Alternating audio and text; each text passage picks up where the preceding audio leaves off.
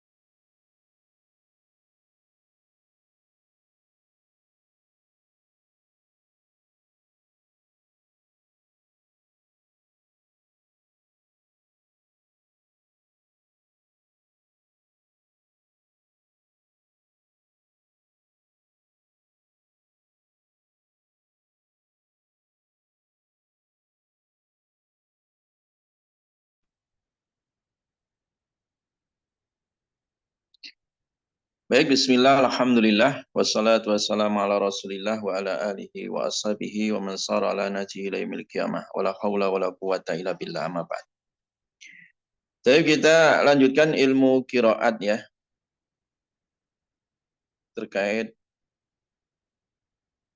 dengan ilmu qiraat ini kita sudah mempelajari tentang para a'immah ya, dari sisi biografi mereka ya.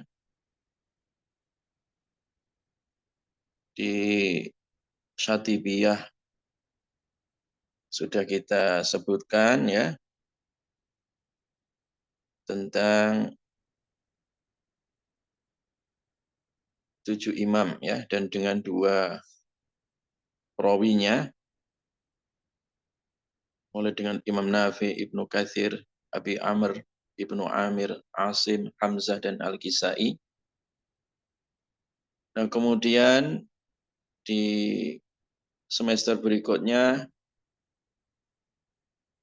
kalian sudah mempelajari tambahan dari 7 imam dengan 2 perawinya masing-masing, dengan ditambah 3 imam oleh Imam Ibnu Jazari dalam kitab Ad-Durrah, yaitu ditambah Abu Ja'far, kemudian Ya'qub dan Khalaf ya.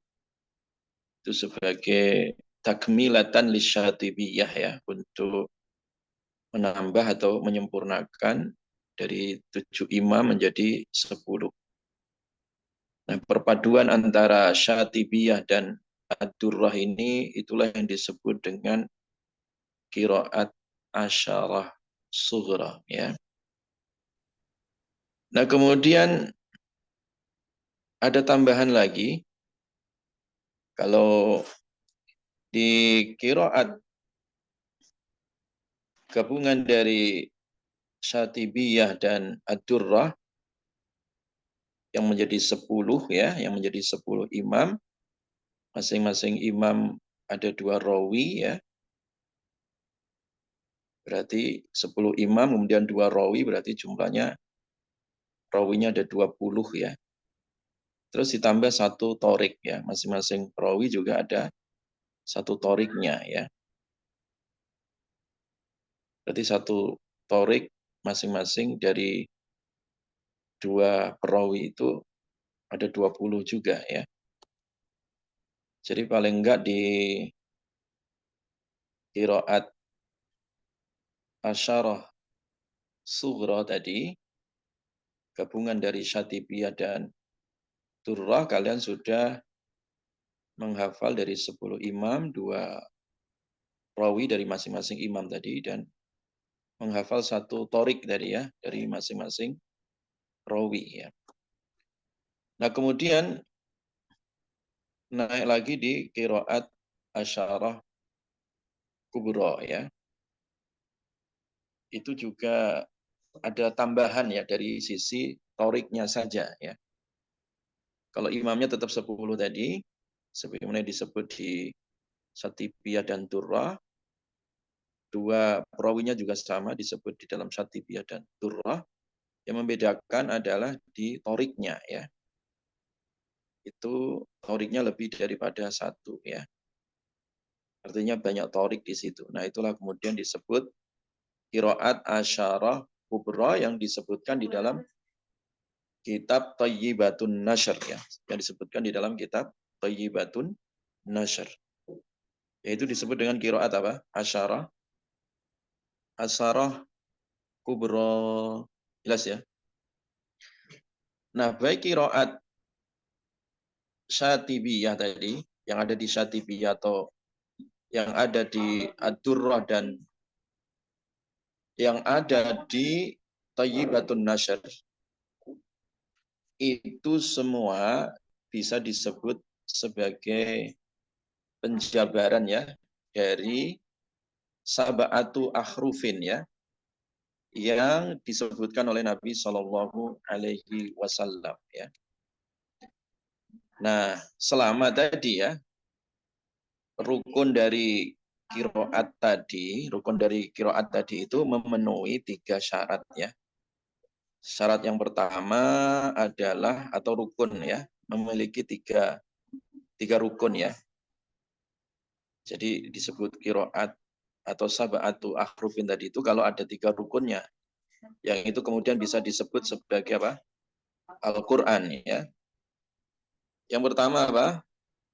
Muwafaqatul qiraah liwajhin min wujuhin nahwi ya. Liwajhin min wujuhin nahwi. Jadi harus sesuai dengan kaidah nahwu atau kaidah bahasa Arabnya ya. Itu rukun yang pertama yang harus dipenuhi.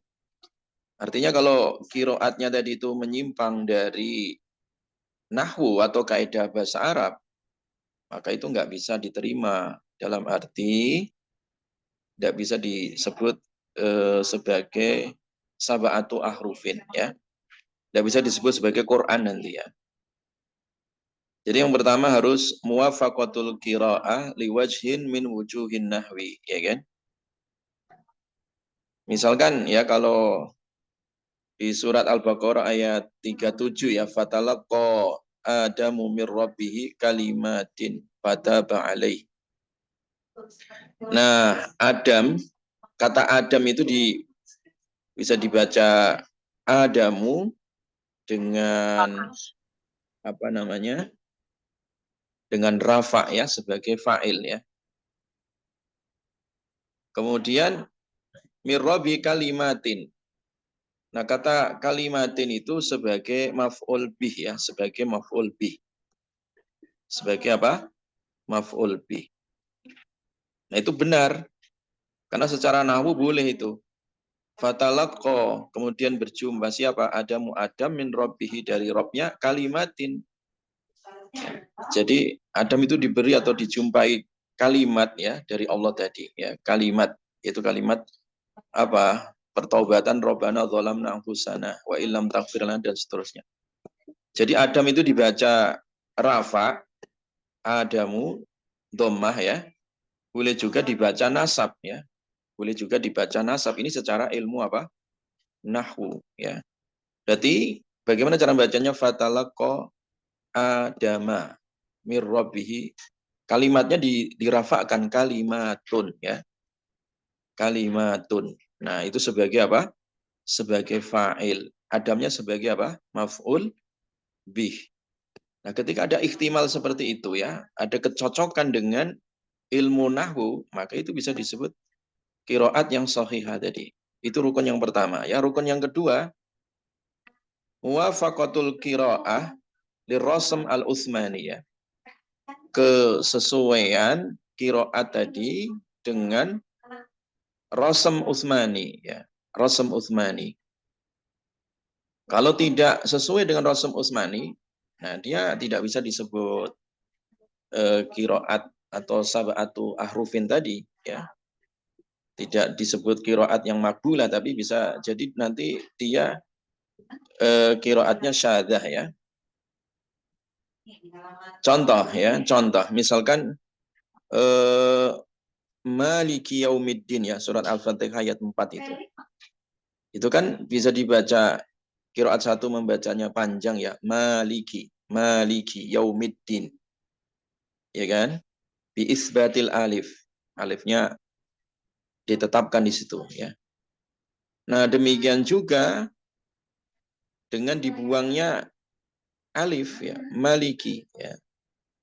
Karena ihtimal ya, ihtimal Maliki dan Maliki, maka di Rosem Usmani penulisannya itu kan nggak pakai alif gitu ya. Karena ada kemungkinan dibaca panjang dan pendek, maka iktisornya alifnya tadi dibuang di dalam penulisan Rosem Usmani. Nah, ini rukun yang kedua ya. Nah, yang ketiga, rukun yang ketiga itu sanatnya ya, sanatnya mutawatir ya, sanatnya mutawatir. Karena kalau riwayatnya ahad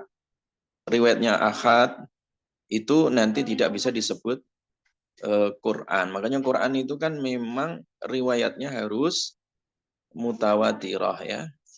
Riwayatnya harus apa? Mutawatirah. Oleh karena itu, semua sab'atu ahrufin tadi itu kemudian dibakukan oleh Utsman ya, dibakukan oleh Utsman ya ketika beliau menjadi khalifah supaya ini menjadi standarisasi qiraat ya. Makanya mushaf itu kemudian distandarisasi oleh Utsman ya, dibukukan Rosem Utsmani itu dan mushaf Utsmani tadi itu. Kemudian setelah selesai maka Utsman mengirim itu mushaf dan sekaligus orang atau imam yang mengajarkan itu mushaf. Nah, ada berapa mushaf itu dicatat ya. Utsman ketika mengirim mushaf Rosem Utsmani tadi, itu dikirim. Siapa yang dikirim oleh Utsman? Satu, Zaid bin Sabit. Ma'al mushaf al-Madani. Jadi Zaid bin Sabit itu dikirim oleh Utsman bertanggung jawab untuk membawa mushaf dan mengajarkannya untuk penduduk Madinah ya. Kemudian yang kedua, Al-Mughirah bin Abi Syihab Al-Mahzumi. Ini yang dikirim Utsman untuk membawa mushaf, dikirim ke Syam. Ya, Syam itu adalah Damaskus dan sekitarnya itu kalau sekarang ya. Itu yang dikirim siapa? Mughirah bin Abi Syihab Al-Mahzumi. Dan yang ketiga yang dikirim oleh Utsman adalah Abu Abdurrahman As-Sulami. Ini dikirim kemana? Ke Kufah ya. Yang sering Ustadz ulang-ulang itu ya. Sejarahnya Abi Abdurrahman As-Sulami. Nah, yang keempat Utsman mengirim Amir bin Qais ya. Itu dikirim Amir bin Qais itu kemana? Membawa mushaf kemana? Ke Basrah ya. Nah, kemudian yang kelima Abdullah bin Sa'ib Al-Mahzumi. Abdullah bin Sa'ib Al-Mahzumi itu yang dikirim Utsman kemana? Untuk penduduk Mekah. Makanya kalau kalian perhatikan ya ikhwah ya, jadi semua kiroat, baik kiroat sab'ah tadi, atau asyarah sughra atau asyarah kubra, itu semua penyebarannya kan antara apa? Madinah, Mekah, ya kan, Syam, Kufah, dan Basrah, kan gitu kan. Karena memang mushaf yang Utsman kirim dan juga mukriknya ya, orang yang mengajarkan itu mushaf, sebarannya di 5 daerah itu. Nah, dari 5 daerah itu atau 5 kalau sekarang negara itu ya, itu menyebar ke seluruh dunia sampai hari ini. Sehingga dari turun-temurun tadi, yang bersumber dari 5 ini, itu pasti mutawatir sanadnya, kemudian sesuai dengan Rosem Utsmaninya, dan satu lagi sesuai dengan qawaid bahasa Arabnya, sesuai nahwu sorofnya ya. Paham ya ikhwah ya? Nah, oleh karena itu dari imam kemudian punya dua rawi, dari rawi punya torik ya, dan banyak toriknya tadi, semakin banyak cabang toriknya tadi itu banyak ya, itulah yang kemudian dikenal dengan qiraat asyarah kubra. Itu yang dikenal dengan qiraat asyarah kubra.